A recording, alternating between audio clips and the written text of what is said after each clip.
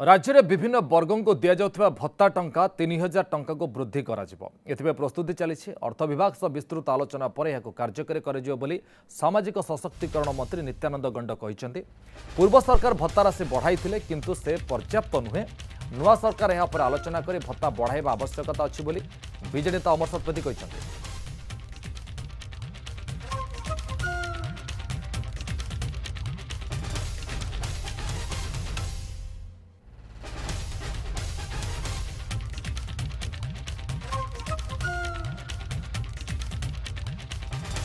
प्राय जो आम कही जमती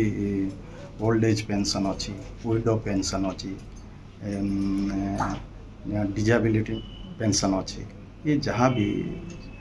पेंशन गुड़ाक अच्छी से पेंशन को आम सबको 3000 टंका करने निष्पत्ति आमर प्रस्तुति चली से अनुसार आमर बजेट केते आसुची सेटा फाइनेंस डिपार्टमेंट भी क्लीयरेंस नहु एवं परवर्ती समय सेटा भी आम कार्यकारी करे निश्चित भाव में जो माने लोकों को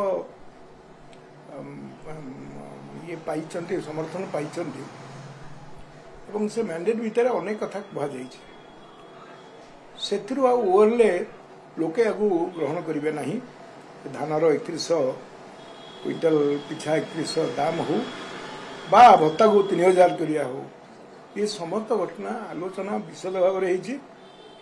पूर्व सरकार बढ़ई दिले किंतु से बर्तमान पर्याप्त नुहे नुआ सरकार ए संक्रांत आलोचना करी भत्ता बढ़ेगा आवश्यक।